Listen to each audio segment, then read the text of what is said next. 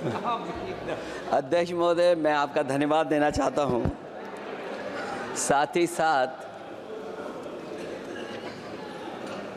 इस सदन में जो 75वें वर्ष पर संविधान की बहस शुरू हुई है, जहां सत्ता पक्ष से माननीय रक्षा मंत्री जी उन्होंने अपनी बात रखी। अभी कांग्रेस पार्टी की नवनिर्वाचित सांसद उन्होंने अपनी बात रखी। उसके बाद अध्यक्ष महोदय मुझे बोलने का मौका मिल रहा है। मैं सबसे पहले लाखों लाख लोग जो भारत देश की आज़ादी में जिन्होंने अपनी जान न्यौछावर कर दी, देश आज़ाद हुआ। आज़ादी के बाद बाबा साहब भीमराव अंबेडकर जी और तमाम हमारे वरिष्ठ लोगों ने इस संविधान को देने का काम किया। मैं उनको याद करने के साथ साथ जो आज 13 तारीख जिस दिन हम आप सदन में बैठे हैं, एक ऐसी घटना घटी थी, अगर उस समय सुरक्षा कर्मियों ने अपनी सूझबूझ के साथ, बहादुरी और साहस के साथ अगर उन आतंकवादियों को मुकाबला न किया होता तो हमारे देश के बहुत सारे महत्वपूर्ण नेता जो उस समय सदन में थे, न जाने क्या परिस्थिति बनती। मैं उन बहादुर जिनकी जान गई उनका याद करता हूं, वहीं श्रद्धांजलि भी देता हूं। मैं इस संविधान की चर्चा पे जहां खड़ा हुआ हूं, मैं बाबा भीमराव अंबेडकर जी उनको श्रद्धांजलि अर्पित करते हुए जिन्होंने संविधान को देने का काम किया। हमारा संविधान जो तैयार हुआ है, उनकी प्रबुद्ध दृष्टि का परिणाम है कि हमारे पास न्याय, स्वतंत्रता, समानता और बंधुत्व के सिद्धांतों पर आधारित एक महान संविधान हमें मिला है। भारत राज्यों का एक संघ है और हमें विविधता में एकता पर गर्व है। ये हमारा संविधान ही है जिसने भाषाई, क्षेत्रीय, धार्मिक और जातीय विविधता वाले हमारे देश को एक साथ रखा है। ये संविधान डॉक्टर अंबेडकर जी ने कहा था कि संविधान की सफलता इस पर निर्भर करेगी कि हम उसके अनुसार कैसे काम करते हैं। ये देखना है, विधायिका, कार्यपालिका और न्यायपालिका की जिम्मेदारी है कि इस महान देश का शासन हमारे संविधान में निहित उच्च सिद्धांतों के अनुसार चलाया जाए। डॉक्टर अंबेडकर ने कहा था, मैंने तो संविधान निर्माण का दायित्व बहिष्कृत वंचित वर्गों को अधिकार दिलाने के लिया है। ये वही संविधान है जो समय समय पर हमारा रक्षा कवच बनता है। अध्यक्ष महोदय, ये संविधान हमारी ढाल है, संविधान हमारी सुरक्षा है, संविधान हमें समय समय पर शक्ति देता है। संविधान ही देश की 90% शोषित, उपेक्षित, पीड़ित, वंचित जनता के अधिकारों का सच्चा संरक्षक है। ये संविधान ही हमारा बड़ा मददगार है। इसलिए ये हमारे जैसे लोग और देश के कमज़ोर लोगों के लिए और खासकर पीढ़ी के लिए संविधान की रक्षा जन्म मरण का विषय है। संविधान ही लोकतंत्र की प्राणवायु है और जहां बाबा साहब भीमराव अंबेडकर जी ने इतना शानदार अच्छा संविधान दिया, वहीं डॉक्टर अंबेडकर ने स्पष्ट कहा था, जो हमारे माननीय मंत्री जी ने भी सत्ता पक्ष से वो बात रखी और कहा था, संविधान कितना भी अच्छा हो, यदि उसे लागू करने वाले लोग अच्छे नहीं होंगे तो परिणाम अच्छे नहीं निकलेंगे। इसलिए अध्यक्ष महोदय, इस संविधान पर लगभग 75 वर्ष में के बाद भारत की संसद में फिर चर्चा हो रही है। मैं कई महत्वपूर्ण बिंदुओं पर अपनी बात को रखना चाहूँगा। अध्यक्ष महोदय, हमारे संविधान की प्रस्तावना संविधान का निचोड़ है। सरकार के उद्देश्यों और लक्ष्यों को स्पष्ट उल्लेख है प्रस्तावना में। मैं प्रारंभ करता हूं संपूर्ण प्रभुत्व संपन्न समाजवादी धर्मप्रिय लोकतांत्रिक गणराज्य से। आज अध्यक्ष जी, सीमाओं की रक्षा करना संप्रभु का प्रथम कर्तव्य है। और अध्यक्ष महोदय, जिस देश की सीमाओं की सुरक्षा में जहां पर समय समय पर सेंध लगती हो, और हमारे माननीय मंत्री जी बेहतर जानते होंगे कि कई जगह पर हमारी सीमाएं सिकुड़ रही हैं। हमारे संसदीय मंत्री राज्य अरुणाचल प्रदेश में चीन के बिल्कुल बगल में रहते हैं। अध्यक्ष महोदय ये जानते होंगे कि हमारे पड़ोस में कितने गांव बस गए हैं, न जाने कितना वहां पर गांव की तरह घर बसा दिए गए हैं। लद्दाख की तरफ अभी दोनों देशों की सेनाएं पीछे हटी हैं।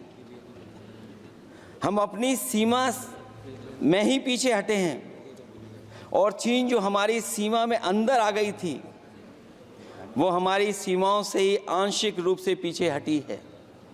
और अध्यक्ष महोदय, उस सीमा के पास एक रिजांगला मेमोरियल बना था।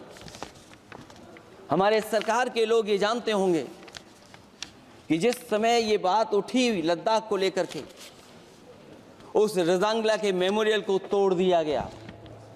आज वो रिजांगला मेमोरियल वहां नहीं है।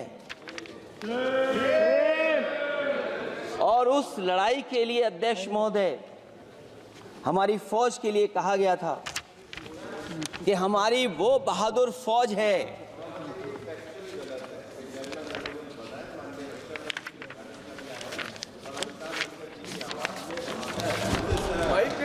अध्यक्ष महोदय, यही तो फर्क है। कहां पर था, कहां पर बना अब।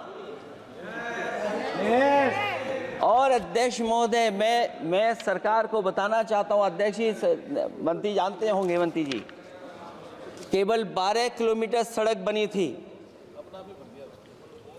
और पड़ोसी देश ने क्या क्या नहीं कहा गया।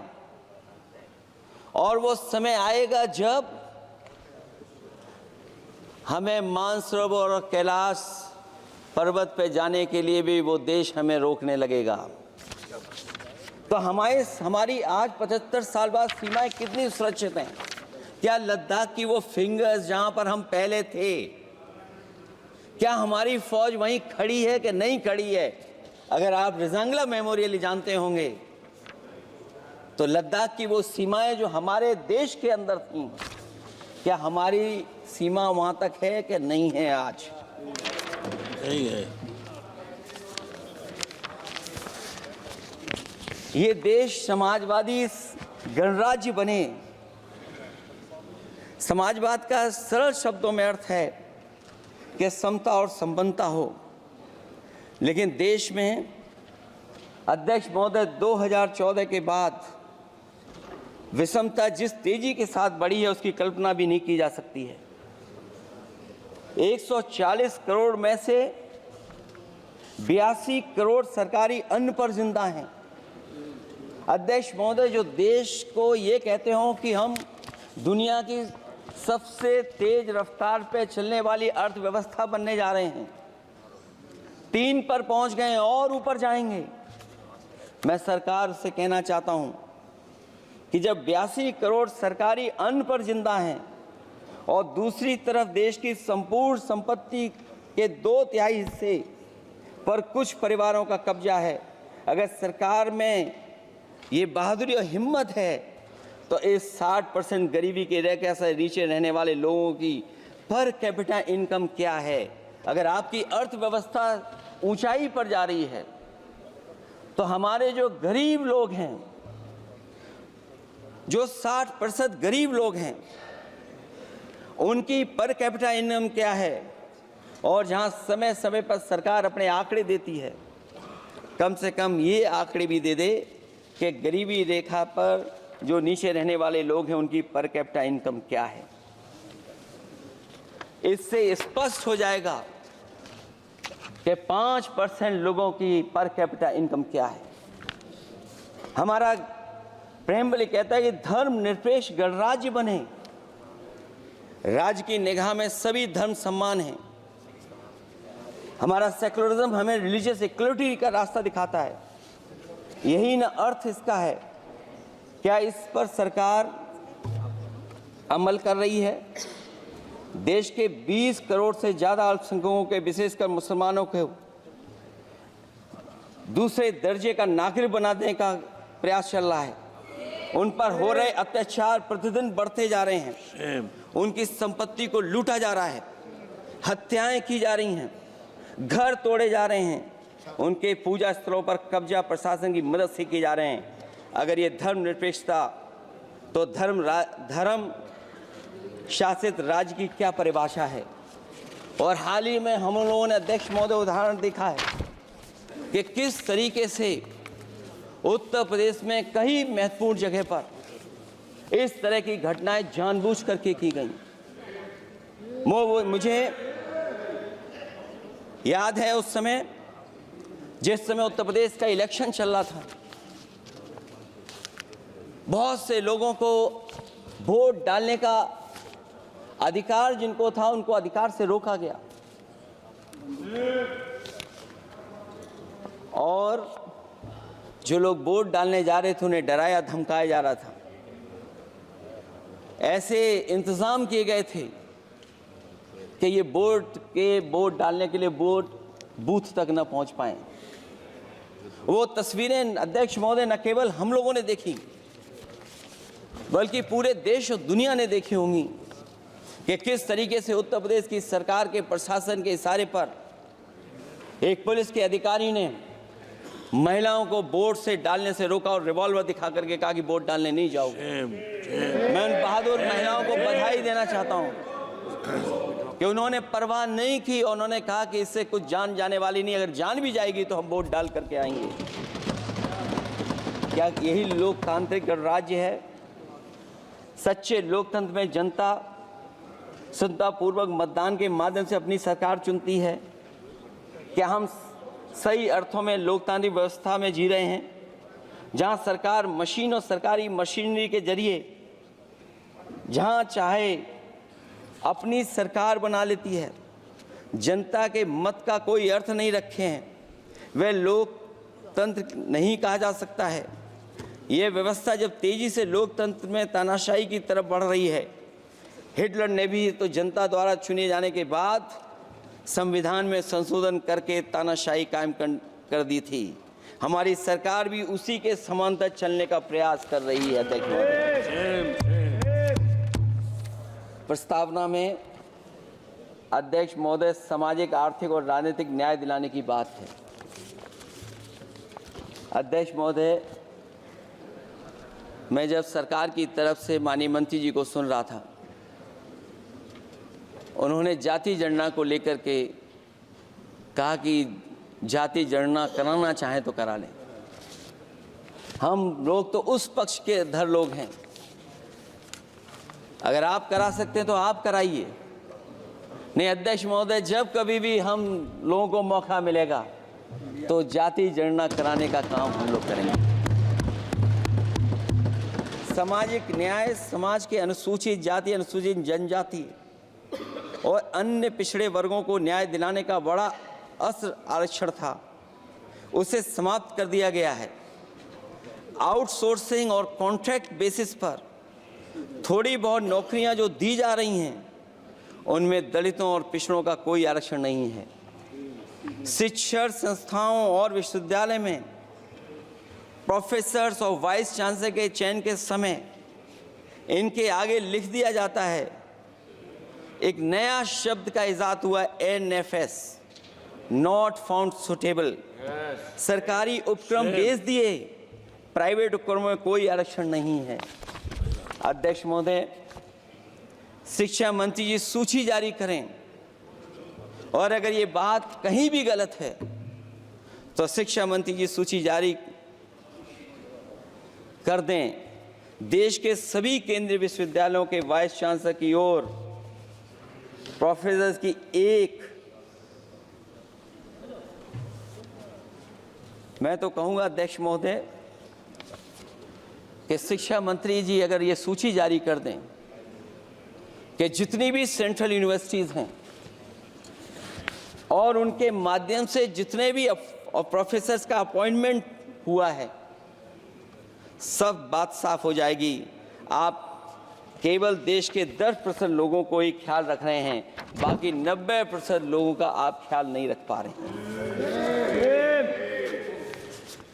और जाति जनगणना कभी जाति में भेदभाव नहीं बढ़ाएगा अध्यक्ष महोदय। जाति जनगणना जातियों के बीच दूरियां कम करेगा और तमाम हमारे ऐसे समाज के लोग जिनको न्याय नहीं मिला, जिनको अधिकार नहीं मिला है, अध्यक्ष महोदय कम से कम जाति जनगणना के बाद उन्हें अधिकार और सम्मान दिलाने का काम भी हो सकेगा। इसलिए हम इसके पक्ष में हैं। आर्थिक न्याय के बगैर न सामाजिक न्याय मिल सकता है और न राजनीतिक न्याय मिल सकता है। गरीबी का नाजायज लाभ उठाकर धन्ना सेठों की सरकार चुनाव में पैसा बांटकर राजनीतिक न्याय का भी अपहरण कर लेती है। कर्ज में डूबी बड़ी आबादी महाजन के दबाव में अपनी इच्छा के खिलाफ वोट देने को विवश हो जाती है। चुनाव में सत्ताधारी दलों द्वारा पैसे की भरमार के चलते कोई सामान्य कार्यकर्ता चुनाव नहीं लड़ पा रहा है। बड़े पैमाने पर धनवान चुनकर आ जाते हैं। पैसे के बल पर जब तक आर्थिक विषमता समाप्त नहीं होती, लोगों को राजनीतिक न्याय मिल नहीं सकेगा। प्रस्तावों में आगे जो लक्ष्य है, विचार, व्यक्ति, विश्वास, पंथ और उपासना की स्वतंत्रता, अन्याय के खिलाफ विचार व्यक्त करने पर जेल, अभिव्यक्ति की स्वतंत्रता का अर्थ है देशद्रोह। अगर भाजपा के मत के नहीं हैं, दूसरे धर्म के हैं तो प्रताड़ना के हकदार हैं। और अब तो उपासना करने पर भी दिक्कत है, क्योंकि हर मस्जिद के नीचे मंदिर खोजने वाले तत्व इस देश को शांति से रखना ही नहीं चाहते हैं। उन्हें कानून की कोई परवाह नहीं है। मैं इस मौके पर धन्यवाद देना चाहता हूं सुप्रीम कोर्ट का कम से कम वो फैसला आया है जहां कुछ दिनों के लिए ये पाबंदी लगाई गई। व्यक्तियों की गरिमा और देश की एकता और अखंडता को सुनिश्चित करने वाली बंधुता, ये विभाजनकारी नीतियां संविधान की प्रस्तावना के उस उद्देश्य से जरा भी मेल नहीं खाती है। व्यक्ति की गरिमा लिंचिंग से धूल दूषित हो चुकी है। उद्योगपति सरकारी आतंक से परेशान हैं, हो करके अपनी पूंजी समेटकर देश छोड़ गए हैं और लगातार जा रहे हैं। अध्यक्ष महोदय, आज़ादी के बाद उद्योगपति कभी इतने भारत छोड़ करके नहीं गए होंगे, देश छोड़ के नहीं गए होंगे जितने इनकी सरकार में चले गए हैं। अगर व्यक्ति की गरिमा सुनिश्चित हो तो कोई व्यक्ति क्या अपनी मातृभूमि को छोड़ करके जा सकता है? सरकार इस पर आत्मचिंतन करे। अगर आपसी मतभेद पैदा करके एक दूसरे के प्रति अविश्वास पैदा किया जाएगा तो क्या देश की एकता और अखंडता के लिए एक अशुभ संकेत नहीं होगा?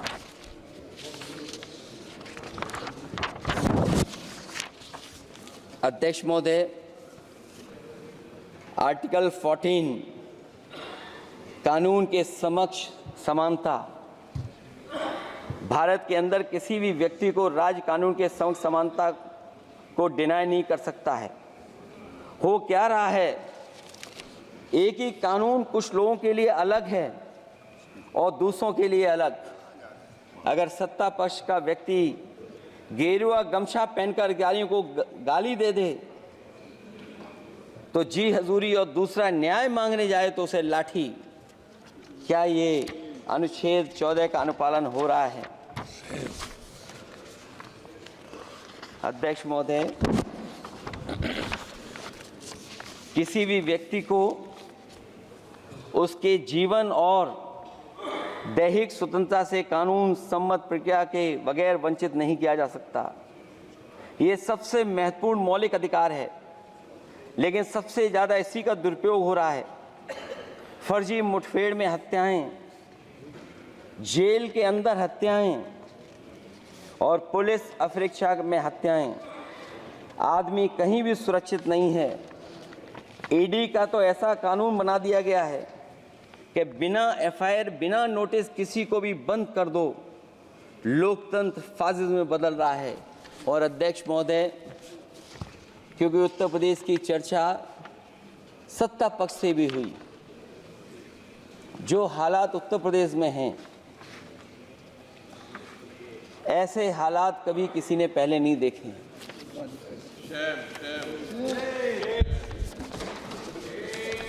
जहां पर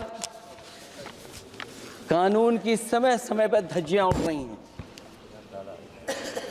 और अध्यक्ष महोदय, केवल एक घटना नहीं मैं कहना चाहता हूं, ऐसी तमाम घटनाएं हैं जिनके बारे में मैं कह सकता हूं। आज़ादी के बाद अगर हम 75वें वर्ष में इस बात पर चर्चा करें संविधान पर, और आए दिन लोगों को न्याय मांगने के लिए आत्मदाह करना पड़े, तहसील हो वहां पे आत्मदाह, जिलाधिकारी हो वहां पे आत्मदाह, न्याय मांगने के लिए अगर मुख्यमंत्री आवास में जाना पड़े वहां पे आत्मदाह। सोचिए हम किस दिशा में जा रहे हैं। और अध्यक्ष महोदय, किसने नहीं देखा कि टीवी पे चलते हुए लोगों की जान ले ली गई? लाइव देखा है सबने। ये कहां का न्याय है? न केवल वो, बल्कि पता नहीं अध्यक्ष महोदय, हमारा प्रदेश कस्टोडियल डेथ में सबसे आगे जा रहा है, महिलाओं के उत्पीड़न में सबसे आगे जा रहा है। ये मैं नहीं कह रहा हूं, अध्यक्ष महोदय, ये सरकार के आंकड़े बता रहे हैं। और न केवल इन चीजों में आगे जा रहा है, बल्कि आजकल जो नए जमाने का डिजिटल इंडिया है, अगर साइबर अपराधों में सबसे आगे कोई प्रदेश दिखाई दे रहा है तो वो उत्तर प्रदेश दिखाई दे रहा है। ये अलग बात है अध्यक्ष महोदय कि कभी कभी जो डबल इंजन की सरकार चलने वाले जो दावा करते थे, पहले इंजन टकराते थे, अब तो डब्बे भी टकराने लगे हैं। Double engine single driver. और होड़ लगी हुई है कि कभी किसी ने दिल्ली का रास्ता किसी माध्यम से अपनाया था, उसी रास्ते पे चल करके आगे बढ़ना चाहते हैं। इससे खराब इस लोकतंत्र में और क्या हो सकता है? जिन लोगों ने ये कहा हो कि हम नौकरियां दे देंगे, आज नौकरियां कहां हैं? रोजगार कहां हैं? और अध्यक्ष महोदय, अगर वादा किया जाए नौकरी और रोजगार का, इन्वेस्टमेंट का, और सपने बड़े दिखाए जाएं, ये बात मैं इसलिए कह रहा हूं कि माननीय मंत्री जी भी उसी प्रदेश से आते हैं, प्रधानमंत्री जी भी उसी प्रदेश से आते हैं। आज कई मायनों में, कई आंकड़ों में उत्तर प्रदेश पीछे दिखाई दे रहा है। जहां रोजगार के सवाल पर जो सरकारी नौकरियां इसलिए नहीं क्योंकि आरक्षण न देना पड़ जाए, इसे सरकारी नौकरियां नहीं हैं। आए दिन पेपर आउट, पेपर लीक, न केवल पेपर लीक है बल्कि जानबूझ करके पेपर लीक कराया जाता है जिससे कि परीक्षा रद्द की जा सके। और जो अग्निवीर वाला सवाल था वो आज भी वैसा ही का वैसा है। हम लोग अग्निवीर वाली व्यवस्था कभी स्वीकार नहीं कर सकते हैं, जो पहले भर्ती जैसी होती थी। अध्यक्ष महोदय, अगर वैसी ही भर्ती होगी तो हमारी सीमाएं और सुरक्षित होंगी, हमारे और नौजवान जाकर के देश की असली पक्की वर्दी पहनने का काम करेंगे। ये अध्यक्ष महोदय कैसी चर्चा संविधान की जो है बिना प्रधान की।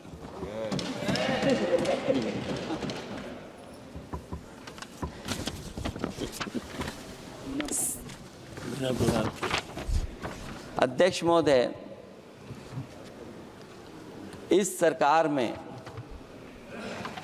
जो लोकतंत्र के साथ खिलवाड़ हुआ है, इतना कभी खिलवाड़ नहीं हुई होगी।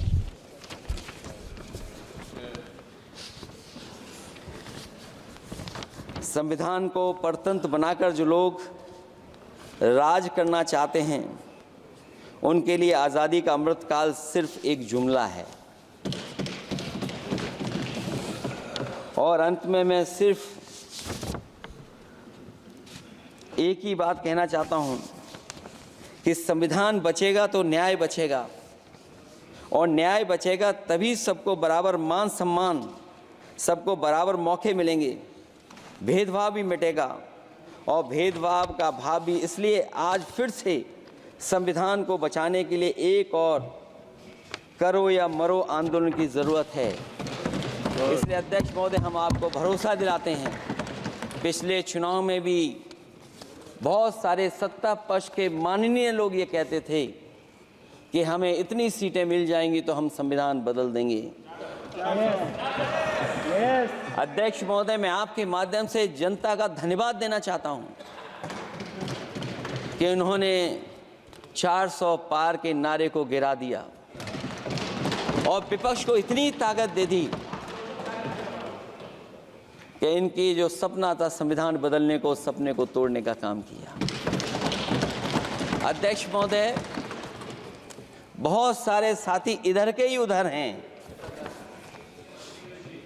अगर उधर वाले इधर आ गए उसी दिन ये सत्ता से बाहर हो जाएंगे।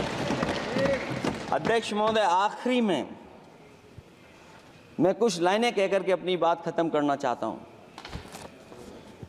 न मेरा है न तेरा है, ये हिंदुस्तान सबका है, नहीं समझी गई ये बात तो नुकसान सबका है। हजारों रास्ते खोजे गए उस तक पहुंचने के, मगर पहुंचे हुए ये कह गए भगवान सबका है। जो इसमें मिल गई नदियां वो दिखाई नहीं देती महासागर बनाने में, मगर एहसान सबका है। अनेकों रंग खुशबू नस्ल के फल फूल पौधे हैं, मगर उपवन की इज्जत आबरू ईमान सबका है। हमें उम्मीद है कि इस चर्चा के बाद बाबा साहब भीमराव अम्बेडकर जी का दिया हुआ संविधान को बदलने का सपना नहीं देखा जाएगा। साथ ही साथ डॉक्टर राममनोहर लोहिया, जिन्होंने समाजवादी आंदोलन का रास्ता दिखाया, नेताजी ने जो संघर्ष कर करके हम लोगों को उस जगह पहुंचाया, वहीं लोकनायक जयप्रकाश जी ने इस देश को आगे बढ़ाने के लिए समय समय पर संपूर्ण क्रांति का आह्वान देकर के जागरूक किया। मैं उन सबको याद करते हुए एक बार फिर अध्यक्ष जी आपका बहुत बहुत धन्यवाद देता हूँ। Shri Kalyan Banerjee. Thank you, the Honorable Speaker, sir. First of all, we pay